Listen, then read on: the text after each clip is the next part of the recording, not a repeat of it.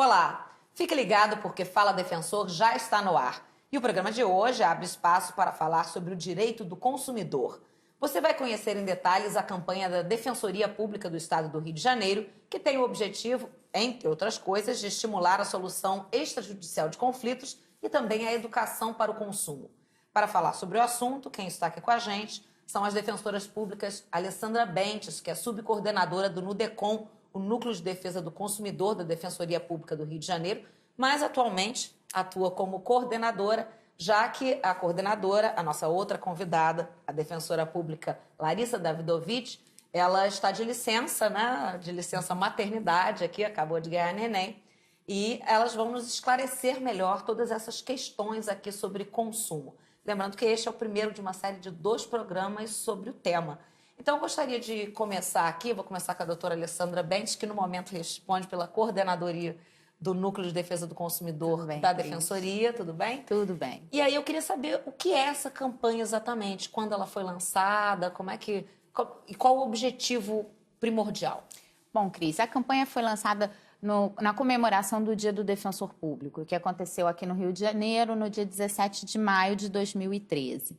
O objetivo dessa campanha, que é uma campanha institucional da Defensoria Pública, é levar todas as práticas que já são realizadas no NUDECOM para os órgãos que se encontram no interior do Estado. Então, hoje a Defensoria dispõe de defensores atuando em matéria consumerista em todo o Estado. E aí nós precisamos enfatizar o trabalho, principalmente da solução extrajudicial dos conflitos, para que possamos instrumentalizar todos os colegas que estão no interior com essas práticas que já são sucesso aqui na capital. E aí a campanha foi englobada pela administração justamente para que essas práticas sejam levadas para os colegas. E a doutora Larissa Davidovich, que está de licença maternidade, como é que está participando aí, de certa forma, da campanha, se inteirando do que está acontecendo? Eu costumo brincar que no NUDECOM também é um filho meu, né? Então, também esse projeto gerado com muito carinho, ao longo do tempo, a gente entendeu que essas práticas, né, difundir a cultura da conciliação, da conversa, do diálogo, da mediação, difundir isso na defesa do consumidor. Porque o que a gente percebeu é que, na verdade, essas práticas trouxeram resultados muito positivos para os consumidores que nos procuravam. Então, a gente conseguia solucionar, dentro da defensoria, uma média de 80% das questões que nos chegavam. Então, a ideia, né, na verdade, como muito bem falou a minha amiga aqui, a Alessandra, é que, na verdade, essa prática seja difundida e, quem sabe, até para o resto do Brasil, como um modelo, um novo modelo de atuação da Defensoria. A Defensoria Pública atuando como protagonista na solução dessas questões, que são muitos problemas que os consumidores enfrentam diariamente, seja na concessão de serviço público, seja com os fornecedores, com o banco, enfim. Infelizmente, os problemas não são poucos. Então, a gente precisava fazer com que a Defensoria atuasse realmente na defesa dessas pessoas, mas de uma forma mais pacífica, mais consensual, buscando exatamente esse diálogo com o outro lado da questão, o que mostrou para a gente resultados muito favoráveis. E é esse tipo de prática que está sendo levada, então, para o interior? Isso, exatamente. Porque exatamente o que acontece é que as pessoas... hoje em dia nós temos 90 milhões de processos judiciais no Brasil. É um número muito grande. O ideal seria que as pessoas pudessem resolver isso diretamente com os fornecedores de produtos ou serviços. Mas isso não acontece de forma tão eficaz. E aí os órgãos de proteção e defesa do consumidor e a Defensoria, nesse patamar principalmente, agora está se estruturando para expandir essa prática de solucionar o problema, ou seja, o consumidor traz o problema diretamente para a Defensoria convida o fornecedor para que se estabeleça esse diálogo e nesse diálogo chegue a um consenso. Qual é a grande vantagem? O consumidor resolve muito mais rapidamente o seu problema. Ele não precisa esperar a distribuição de um processo judicial que tem um trâmite regulado por lei, e esse trâmite tem que ser obedecido, inclusive com os prazos processuais que têm que ser obedecidos. E isso leva tempo. Ali não, ele vai sentar numa mesinha, tendo ao lado um defensor público e, do outro lado, o fornecedor de produtos ou serviços com o qual ele tem um problema e, através de um diálogo intermediado por um defensor público, através de técnicas de mediação ou conciliação, vão chegar a um consenso quanto àquele problema. Então, ele já sai dali com aquele problema resolvido. Ele não precisa esperar um processo judicial onde um juiz, que é um terceiro, vai vir e vai resolver. Tem um aspecto, inclusive, de cidadania nisso, porque o consumidor ele tem a capacidade de resolver sozinho, entre aspas, o seu problema. Ele não precisa que um terceiro venha e resolva por ele. Ele é parte daquela audiência e ele, naquela audiência, pode chegar a um número, a um denominador comum. E muito mais prático também, né? Muito mais rápido. É importante também destacar, né, na verdade, a mudança de comportamento, na verdade, uma quebra de paradigma dessa cultura da briga, porque os fornecedores aderiram a essa campanha, enfim, as empresas, os bancos, os fornecedores aderiram e compraram essa ideia da conciliação. Então, o que é bacana é que, há um tempo atrás, a gente convidava e vinha uma empresa, a outra dizia, não, eu não vou, porque, enfim... E hoje em dia o que a gente vê é a adesão completa das instituições financeiras, das empresas, das concessionárias de serviço público, justamente porque elas perceberam que, na verdade, esse é o caminho, né? É o caminho da solução. Na verdade, vendo o consumidor como um sujeito de direitos, respeitando esse consumidor. Então, a Defensoria fica muito feliz, na verdade, de ver essa solução. E o que a gente espera é que daqui a um tempo, na verdade, esse consumidor nem precise mais ir ao balcão da Defensoria, né? Que com essa mudança de comportamento, o Brasil amadureça nesse mercado, nesse tipo de serviço, e que aos poucos ele vai conseguindo resolver numa ligação, diretamente com...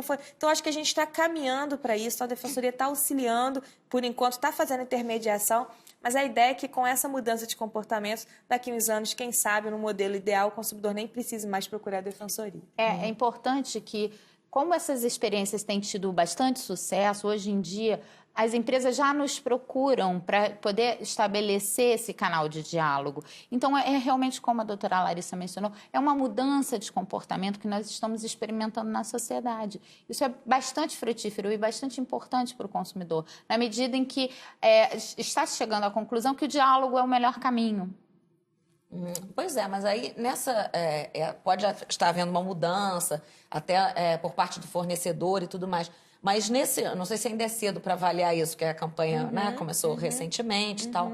Mas no interior, será que não há uma dificuldade um pouco maior por conta de talvez, quer dizer, o fornecedor aqui na capital, quer dizer, ele se faz presente rapidamente. Agora, para ir até uma cidade, às vezes mais distante, às vezes ele não tem representação naquele local. Isso pode ser um fator Pode ser um fator de alguma aí. dificuldade, um complicador para o projeto, mas a gente acredita, isso foi tudo muito bem estudado, planejado e conversado com os fornecedores que também têm interesse. Então, pode ser que eles vão interiorizar essa prática também. Eles não saiam da capital, mas eles tenham representantes nas diversas áreas, nas diversas regiões. É importante dizer que há uma mudança de comportamento, sim, mas que está muito longe ainda do ideal. A gente ainda precisa caminhar, o Brasil ainda precisa caminhar muito na construção dessa cidadania, na verdade, respeito das empresas com o consumidor, ainda está muito longe do ideal. O que eu disse é que a gente ainda está caminhando para isso. Agora, acredito que a campanha vai, sim, ser um sucesso por conta de todo o planejamento. Na verdade, houve uma série de reuniões e as empresas realmente compraram, aderiram e se comprometeram a fazer. Então, a gente espera realmente que dê certo. A gente está aqui de dedos cruzados para que a campanha seja um sucesso. Porque não é só através da audiência presencial. Nós dispomos também de canais de atendimento por telefone com as empresas e por via eletrônica. Então, isso pode facilitar bastante essas negociações na medida em que, em alguns casos, a empresa não precisa se deslocar e a gente consegue, por outros meios, resolver aquele problema diretamente.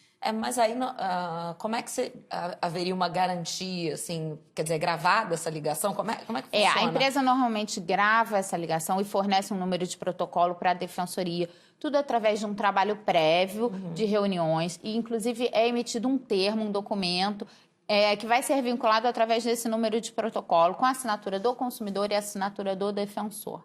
E aí esse documento ele tem força legal para que possa ser utilizado se for necessário. Toda ligação que é feita gera esse termo fica arquivado com uma cópia para o consumidor. Isso. Agora, é até importante essa pergunta, e agora eu fiquei pensando aqui, a gente não tem problemas de não cumprimento desses acordos. Por conta, assim, de... bom saber. Pois é. Eles normalmente não retornam.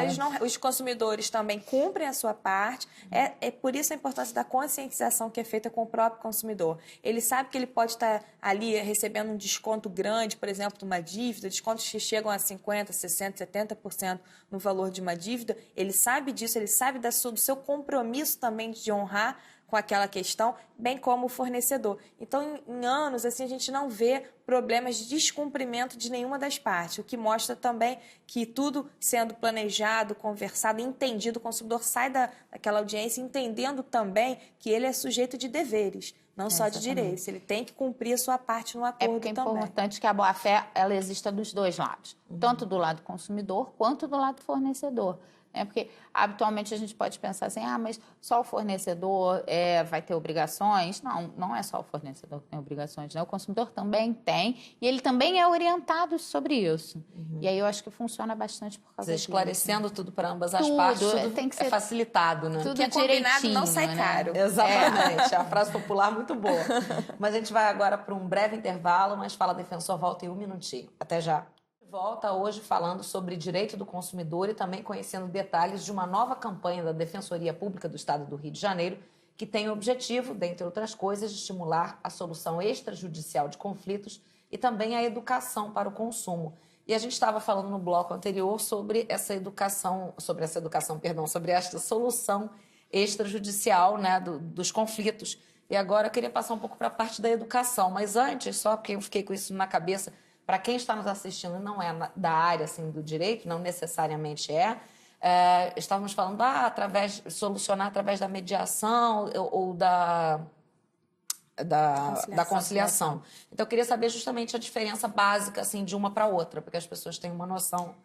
Assim, a gente poderia dizer, a grosso modo, em poucas palavras, que, na verdade, a conciliação ela é intermediada sempre por um terceiro que vai também sugerir soluções, né? Na verdade, no nosso caso lá no consumidor, tecnicamente falando, conciliação seria o termo mais adequado, porque a gente tem um defensor público, um estagiário de direito, que vai apresentar para as duas partes qual seria a melhor solução. Na verdade, até na defesa, lá na defensoria, eu diria que essa parte não é uma parte imparcial nem neutra. Ela está ali, sim, buscando o melhor interesse do consumidor que está naquele... A mediação já poderia ser usada também no consumidor, mas ela seria mais uma questão assim, as próprias partes, sem que nenhum terceiro fosse muito incisivo, o terceiro dar instrumentos para que eles próprios pudessem chegar numa resposta. O terceiro seria mais uma testemunha, digamos assim? É um mediador mesmo. O mediador dá instrumentos, ferramentas, ele não sugere diretamente, tá? Ele dá instrumentos, ferramentas... Pode fazer questionamentos que levem à reflexão acerca da solução daquela situação,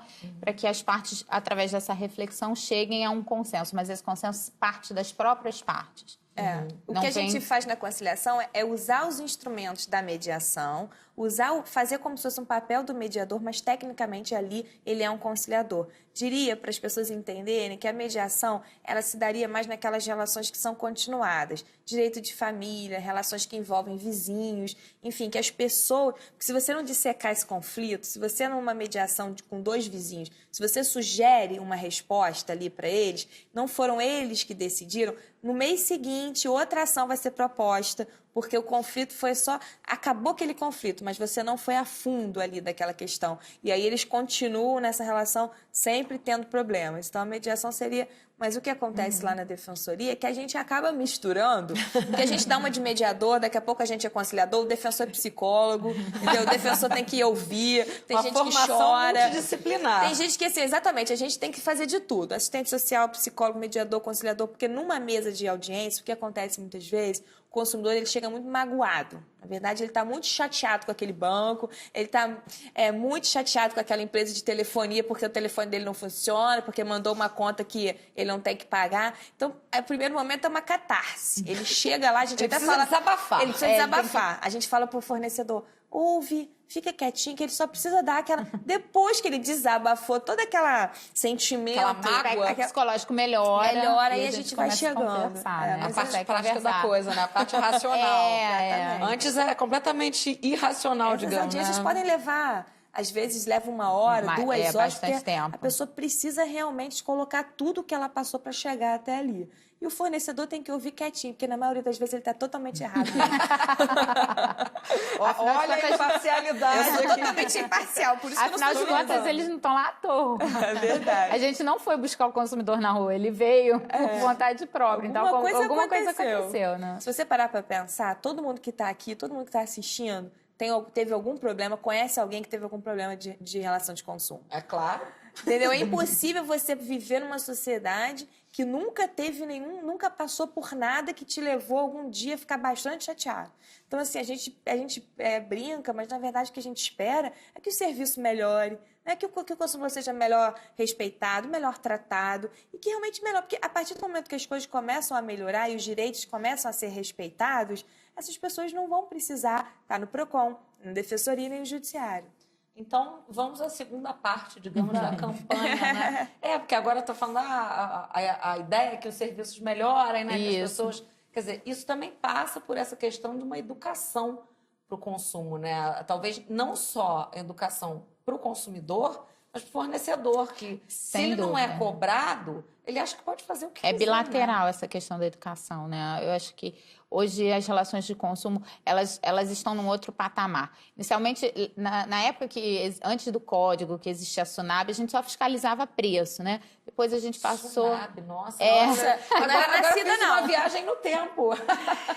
Depois a gente começou, além de fiscalizar preço, saber que existia a validade de um produto. E aí a gente passou a olhar a validade no produto. Hoje a gente já está num patamar um pouco mais avançado. E isso se reflete também para o fornecedor. Não basta que aquele produto seja oferecido de uma forma razoável. Ele, além de ser oferecido com aquele propósito, ele tem que atender plenamente aquela expectativa do consumidor. A importância da educação é a seguinte que a gente percebeu. A partir do momento que esse consumidor é educado e informado, metade dos problemas já seriam evitados. Quando ele chega na defensoria, a gente começou a entender que era importante a educação, porque a gente começou a perceber nesse sujeito que estava ali, que faltou ali, lá atrás, antes do problema, se ele tivesse um pouquinho mais de educação para o consumo, um pouquinho mais de informação sobre aquela questão, aquele problema, com certeza poderia ter sido evitado. Então, daí a importância da gente unir, na verdade, a solução dos problemas através das conciliações, mas o que a gente procura com isso é prevenir esses conflitos nas relações dos consumidores. Prevenir como? Como que a gente pode fazer?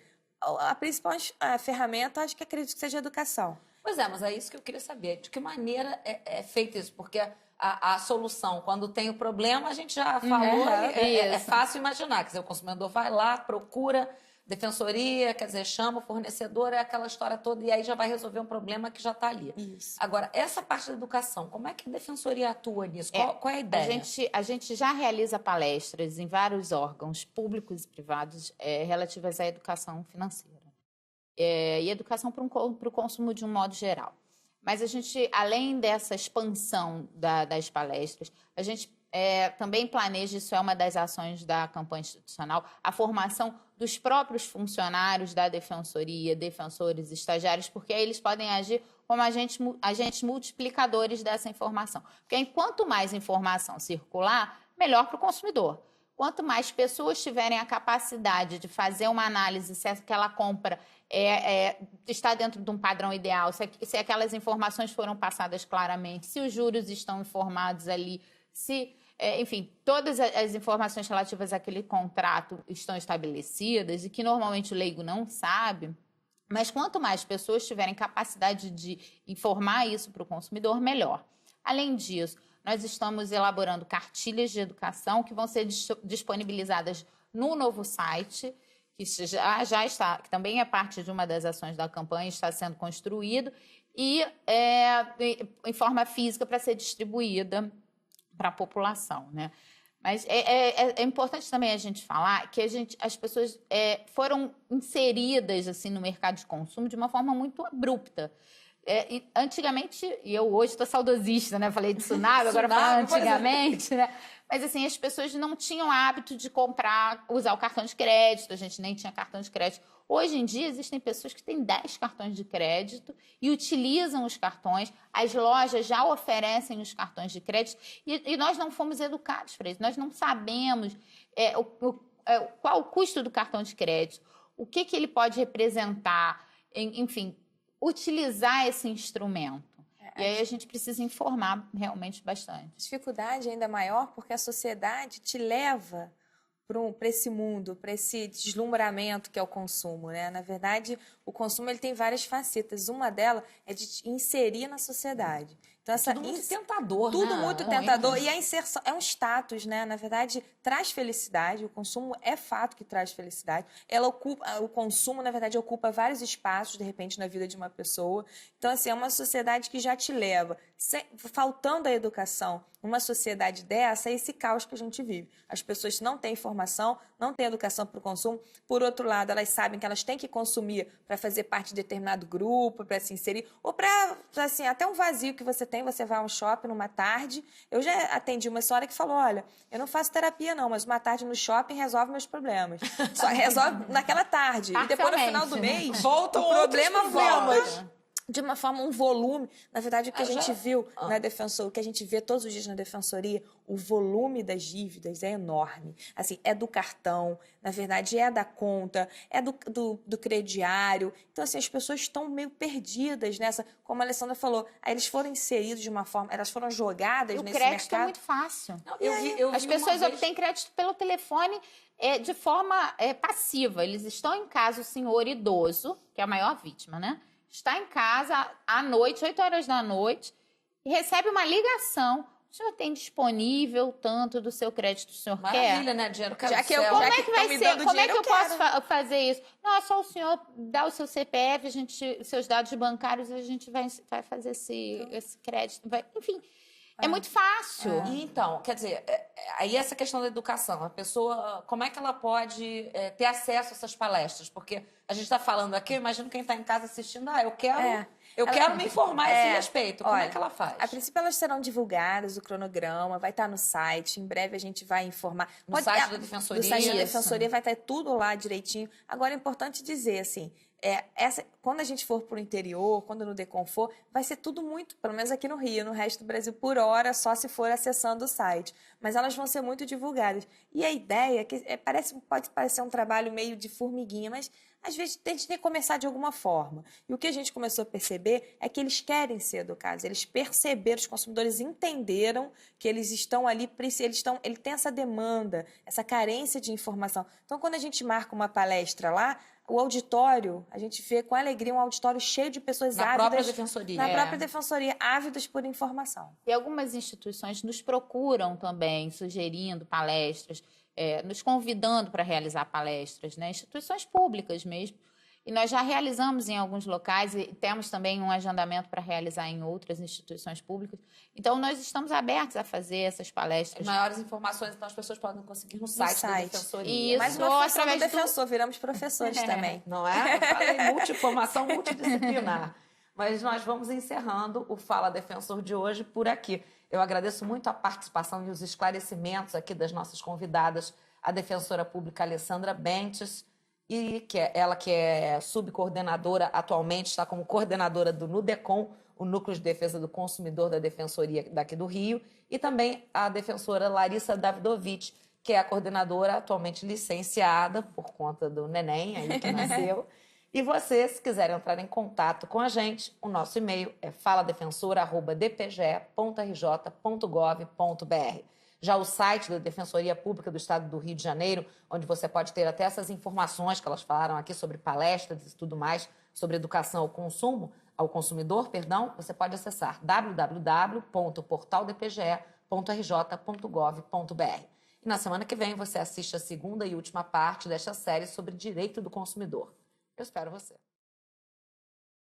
Olá, Fala Defensor já está no ar para todo o Brasil. E no programa de hoje você assiste a segunda e última parte de uma série sobre direito do consumidor. Nesta série você está conhecendo detalhes de uma campanha da Defensoria Pública do Estado do Rio de Janeiro que tem por objetivo, dentre outras coisas, estimular a solução extrajudicial de conflitos e também a educação para o consumo. Para nos esclarecer mais sobre isso, quem está aqui conosco no nosso estúdio são as defensoras públicas, a doutora Larissa Davidovich, que é coordenadora do NUDECOM, o Núcleo de Defesa do Consumidor da Defensoria daqui do Rio de Janeiro. Ela que é coordenadora, mas está licenciada por conta aqui da licença maternidade, não é isso? Exatamente. E aqui conosco também a doutora Alessandra Bentes, que é subcoordenadora do mesmo núcleo, Núcleo de Defesa do Consumidor, mas que hoje responde pela coordenadoria, né, aqui no lugar da doutora Larissa Davidovich. Então, eu gostaria de começar falando, a gente está falando a respeito dessa nova campanha da Defensoria Pública do Rio de Janeiro, visando a questão do consumo, a solução, a mediação e solução mais rápida desses problemas que o consumidor tem e também a educação.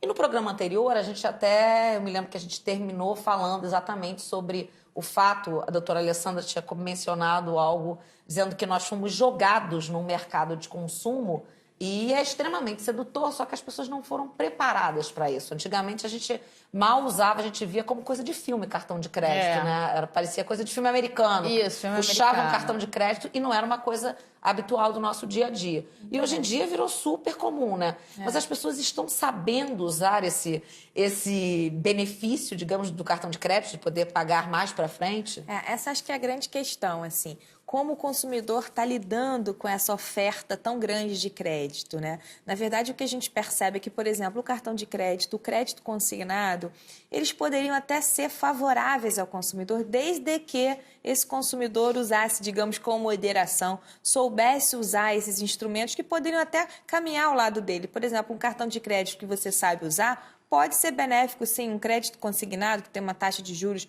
menor do que um outro tipo de crédito, pode ser usado sim a seu favor. Mas o cartão de crédito, às vezes, eu não tenho dinheiro agora, mas eu sei que, sei lá, no dia 10 eu vou receber. Aí você Exatamente. já faz a compra. Exatamente. Mas, infelizmente, o que a gente vê é justamente pela falta de informação e por toda essa oferta tão sedutora que as pessoas realmente não estão sabendo se utilizar de tudo isso que é colocado na frente dela. E a gente vê crianças, né, que são os consumidores, já são consumidores e que fazem suas famílias e seus pais se endividarem por conta de um mercado agressivo para a criança. Eu vejo, eu quero. O marketing infantil, inclusive, está sendo objeto de estudos justamente por conta dessa agressividade, porque a criança está numa fase de formação psicológica e ela recebe aquilo e aquilo vai ser muito importante até para a formação dela como adulto. Acabou os pais também falarem, olha, a gente sabe que você quer, mas agora papai e mamãe a gente não tem. Estimular a criança a poupar, aquela história do cofrinho, que a criança tem que ter um cofrinho, isso é importante,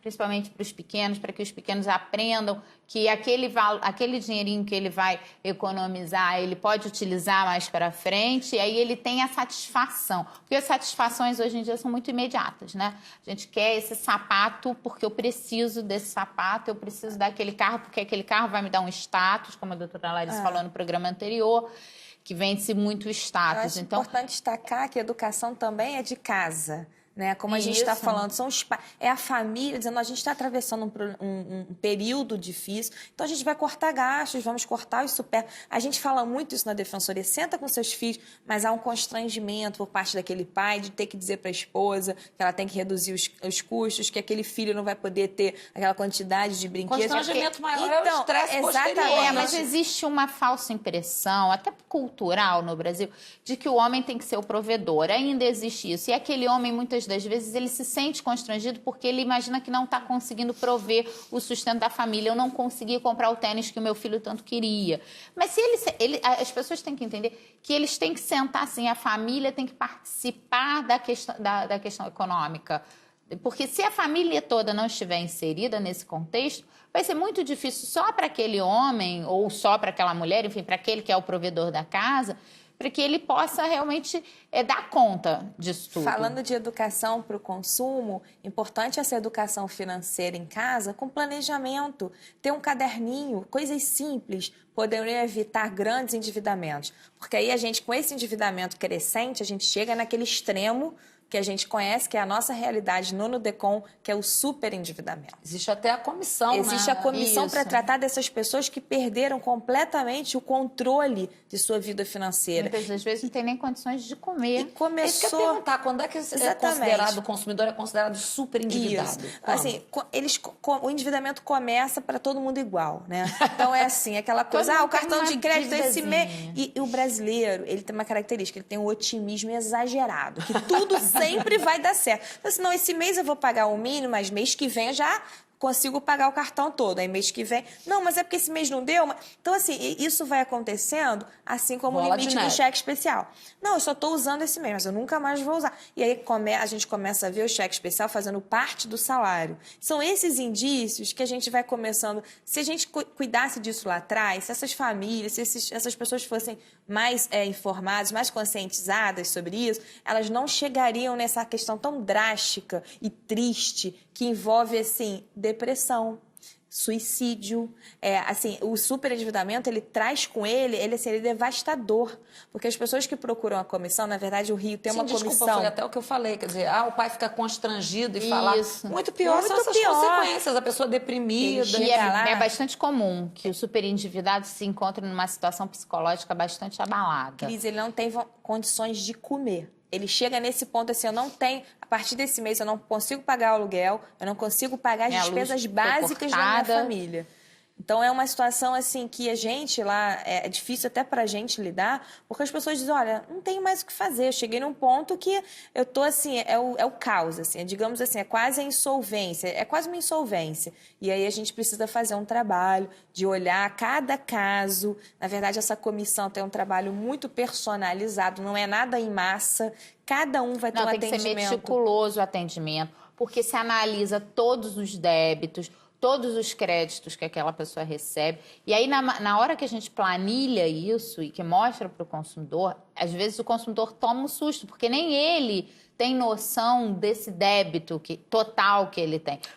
Não, muitas das vezes não sabem eles não têm quanto noção. estão devendo, para quem estão devendo. Porque aí começam a mudar de credores. E aí também, pois pega um crédito para pagar o outro. Muito e comum. aí, quando a gente pede e faz esse estudo que é meticuloso e precisa ser meticuloso justamente para que nós possamos identificar a situação real desse consumidor. Quando nós estabelecemos, verificamos a situação real desse consumidor e demonstramos, primeiro ele toma um choque e fala, meu Deus, como eu vou conseguir? Mas é que a partir dali, a gente tem que fazer esse diagnóstico, é igual o médico, né? Tem que fazer o diagnóstico exato da doença para começar o tratamento. Pelo menos está saindo da inércia, né? Exatamente. Alguma e coisa não pode ter vergonha dessa procura, assim. Porque a gente fala nas palestras, as pessoas ficam até elas chegarem à defensoria, já passou muito tempo e a gente podia ter trabalhado antes. Então, assim, não é para se envergonhar. Vergonha é quem não está fazendo nada para resolver o seu problema. Então, procure a Defensoria Pública. Se não tiver uma comissão específica, o defensor, de algum modo, vai te atender,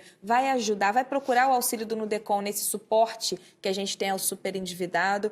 Agora, eu acho importante a gente destacar o seguinte, o consumidor tem sua parcela de culpa nessa questão, assim, de responsabilidade, que eu diria. Então, é que a gente tem que refletir. Sim, esse excesso de né? otimismo. Isso é necessário? Esse produto é necessário nesse momento? Ai, que lindo. Mas tantas coisas são lindas. São lindas. A gente não pode ter tudo. Olha, eu em casa eu travo uma batalha com minha filha, por exemplo. Todo dia alguma coisa, e essa coisa de comprar. E assim, como é difícil dizer não. Como que pra gente é um exercício que mas é necessário, é importante que ela entenda, que as crianças entendam que não podem ter tudo, que elas não precisam de tudo, que se você deixar, todo dia vai ter uma novidade. Família, né? E aí, assim, é aquela questão, as famílias estão se desmantelando por causa do endividamento. O marido, a esposa quer se separar do marido. Os filhos começam uma situação que parece que quando o seu dinheiro acaba todo o resto. E é importante a gente colocar que os valores, como é mais importante o que a gente é do que o que a gente tem. É isso que a gente tenta levar para as pessoas nessas nossas palestras. Vamos começar a pensar quais são os valores realmente que a gente tem que ter numa sociedade. O que é cidadania? Muito mais importante do que a mochila que você está usando, do que a marca do tênis que você está usando. Então, assim, vamos nos inserir numa sociedade pelo que a gente pode apresentar como valor. Eu acho que essa campanha é muito bacana porque a gente vai dar a oportunidade da Defensoria levar essas mensagens para umas famílias até com pouca condição financeira, com pouca instrução, mas que precisam estar ouvindo esses exemplos. Por exemplo, que a gente já pegou na comissão de uma pessoa que tem um salário de R$2.000, chegar num patamar, numa dívida, se você for juntar tudo, de R$200.000. Já consegue chegar. E olha quantas vezes o valor da dívida é o valor do salário. Ou seja, ela não vai conseguir pagar essa dívida. Então, assim, será que ela não poderia ter pensado um pouco melhor antes de chegar a essa Matemática situação? simples, básica. Básica. Nem se ela trabalhar o resto da vida inteira, até o último dia ela vai conseguir pagar. Mas aí é otimismo. Tava pensando que ia ganhar na Mega Sena. Pode ser. Bom, nós vamos agora para um breve intervalo, mas a gente volta a seguir com Fala Defensora. Um minutinho só. Estamos de volta hoje falando sobre direito do consumidor e também conhecendo detalhes de uma nova campanha da Defensoria Pública do Estado do Rio de Janeiro, que tem por objetivo, entre outras coisas, estimular a solução extrajudicial de conflitos e a educação para o consumo. E a gente estava comentando aqui, a doutora Larissa encerrou o bloco anterior falando que já atendeu a pessoa que ganhava R$2.000 e já estava com dívida de R$200.000. Quer dizer, acho que é duas coisas, irresponsabilidade e excesso de otimismo, né? Assim, porque é complicado. Como é que a pessoa vai conseguir? E a má concessão desse crédito, que é importante dizer também. Porque sim. Né? Porque a pessoa começa a se endividar e o crédito continua sendo concedido para ela mesmo assim. E aí ela só vai se enforcando cada vez mais, né? Ao invés de se fazer... Porque é importante que as pessoas conheçam também os produtos financeiros e saber qual produto oferece qual taxa de juros. Porque muitas pessoas, por exemplo, eu vou pagar só o mínimo do cartão de crédito esse mês que vem eu pago. O mínimo do cartão de crédito é um subsídio. Já é o início do fim. Nunca pague o mínimo do cartão de crédito. O ideal, ele realmente não tem condições, talvez seja melhor pegar um empréstimo pessoal ou até um crédito consignado que tem uma taxa de juros menor para pagar aquele cartão, não utilizar aquele cartão, inserir aquela mensalidade, aquele valor de prestação no seu orçamento, pagar e a partir daí ele retomar. Porque se ele for pensar que no mês que vem eu pago, muitas das vezes a gente verifica que ele utiliza o cartão de crédito, continua utilizando, então aquele percentual que era um percentual menor, ele aumenta e ainda tem a aplicação de juros ali, e esses juros são altíssimos. O cheque especial também é um outro produto que possui uma taxa de juros bastante alta. Então, evitar utilizar o cheque especial. Se tiver que utilizar outro produto. Porque esses produtos são vários e todos têm taxas diferenciadas. Então, ele tem que procurar em várias instituições. Não é só aquele gerente que é o seu amigo. Poxa, aquele gerente é tão bom, eu vou lá, ele me serve cafezinho. Ele serve cafezinho, mas ele tem uma meta para atingir. E ele vai ter que te vender um produto. E às vezes o que a gente percebe é quando você vai comprar uma roupa, você vai em várias lojas, você experimenta, você vê, você pensa muito mais para comprar uma roupa do que para contrair um crédito, para contrair um empréstimo. É uma dívida muito maior. Que é muito maior. Então, assim, quando você tiver realmente, não, eu preciso desse empréstimo porque eu estou passando uma situação... Aí você vai ter que olhar em todas as instituições, comparar todas as taxas de juros, fazer os cálculos, porque assim, o consumidor também, já voltando à história do otimismo, não, é R$200, essa parcela cabe no meu orçamento. Então, beleza, eu vou fechar. Só que daqui a 3 meses aconteceu algum imprevisto na sua vida. Então, os R$200 já estão fazendo falta para... E os contratos são longos, muito longos, assim. Tem contratos de 60 meses. Então, isso é muito tempo. Então, acho que isso que falta, esse impulso que o consumidor tem, ele tem que ser repensado, assim. Ele tem que refletir. É isso que a gente chama da reflexão, né? E isso não tem quase. A gente vê as pessoas... realmente, ele veio, ele é tão simpático, principalmente os idosos. Eles são atraídos por jovens, bonitos, coloridos, né? Na rua. São abordados. E você não saiu... Ele não saiu de casa falando... Hoje eu vou sair porque eu preciso de um empréstimo. Ele está indo tomar um sorvete e alguém parou ele na rua e falou, você quer dinheiro? Ele quero. Quem não quer? Ele fala, ele responde, quero. E aí são 60 meses, lá consignado num contra-cheque, ou seja, o salário dele já vai ser 70% menor, 30% menor, depende, porque a gente já vê contra-cheques, que todos os empréstimos ultrapassam aí 60%, 70% do salário dele. E ele não pensa que isso é a longo prazo, né? Então, esse é o trabalho que tem que ser feito. A pessoa às vezes suporta isso por 2 meses. Por 2 meses. E é importante, por exemplo, a pessoa quer comprar um carro. Ela não leva em consideração que ela vai ter IPVA para pagar, que normalmente os contratos de financiamento têm uma cláusula obrigatória de seguro, então ele tem que pagar o seguro. ele vai ter as despesas de gasolina, o álcool, enfim, a manutenção do carro. Todas essas despesas, elas têm que estar inseridas naquela mensalidade que ele vai pagar, naquela prestação que ele vai pagar. E eles chegam na defensoria sem ter dinheiro para pagar a parcela do carro, mas eles não querem devolver o carro. Então, eles ficam assim, também a gente lida com situações, por exemplo, esses contratos de alienação fiduciária são terríveis também, até fica um alerta, porque você já pagou tantas parcelas, chegou uma hora que você não consegue mais pagar, você devolve, você é obrigado a devolver o carro, você ainda sai com uma dívida. Você pagou, você devolve o carro e o banco ainda tem, em tese, isso é discutido judicialmente. Mas isso não seria, digamos, uma cláusula leonina? Não, mas é porque isso é previsto em lei. Tecnicamente, esse contrato, ele é um contrato mútuo. Na verdade, é um empréstimo. O banco está emprestando o dinheiro, ele não está vendendo. O banco não vende carro. A garantia é o carro. A garantia que é o carro. Você não pagou, eles pegam o carro de volta. Imagina assim, fazendo um exercício muito grosso. Você vai empenhar uma joia. É a garantia daquele empréstimo, né? Enfim, é um outro tipo de garantia. Naquele tipo de contrato, o carro é a garantia, mas o banco ele te emprestou dinheiro. Ele não vendeu o carro para você. Então, são essas armadilhas. Na verdade, assim, o que a gente vê são muitas as armadilhas, sabe? E as pessoas, elas vão, assim, na empolgação, nesse impulso, e depois elas batem lá na defensoria e milagre a gente não faz.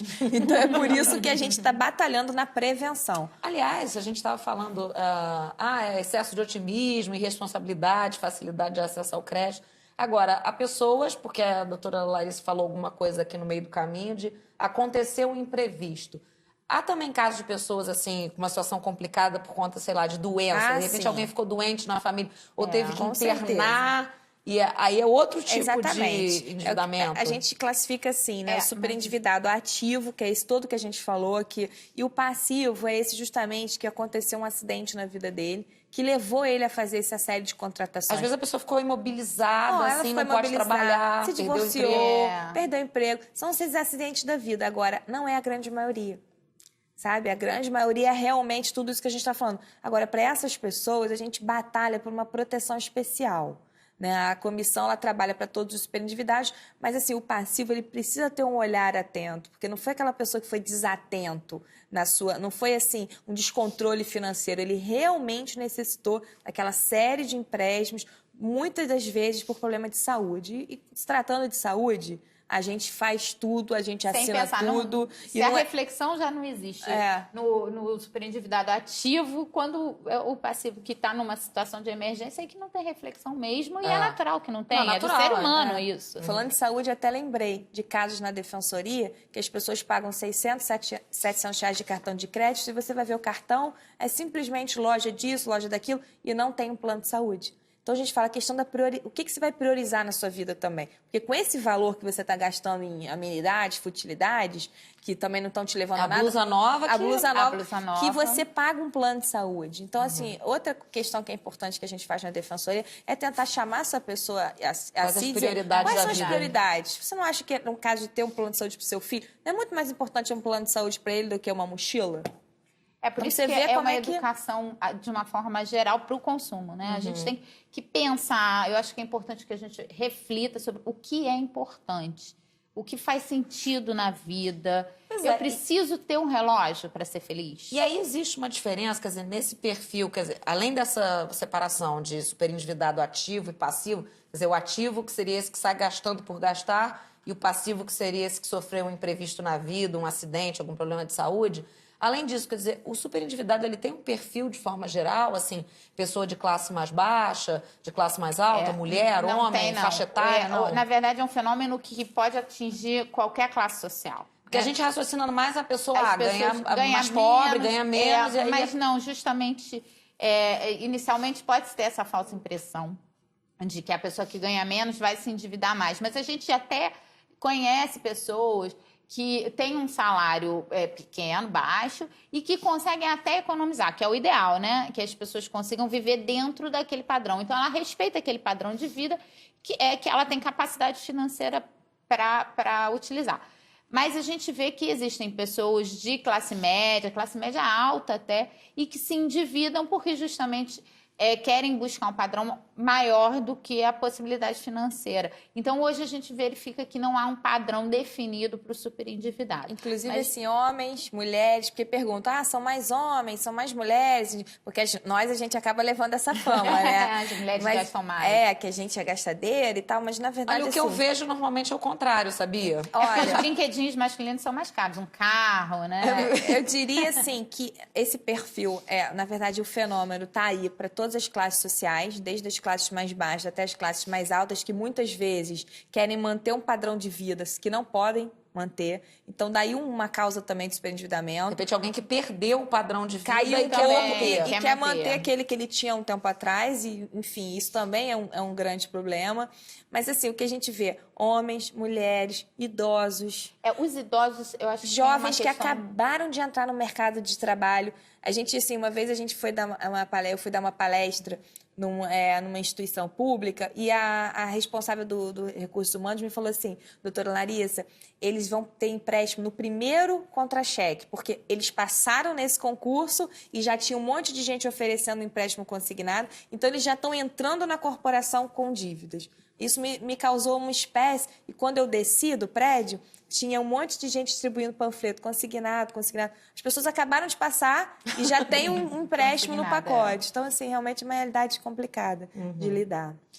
Que a gente tem que aprender aos poucos, até vai a iniciativa aqui da Defensoria, justamente, de proporcionar uma melhor educação para o consumo aí, para toda a nossa população. E o Fala Defensor de hoje vai ficando por aqui. Então, eu quero agradecer aqui novamente a participação aqui nesse segundo programa aqui sobre o tema das nossas convidadas aqui, a doutora Larissa Davidovich, coordenadora licenciada aqui, foi mãe há pouco tempo, do NUDECON, que é o Núcleo de Defesa do Consumidor da Defensoria Pública do Rio de Janeiro, e a doutora Alessandra Bentes, que é a atual coordenadora do mesmo núcleo, Núcleo de Defesa do Consumidor.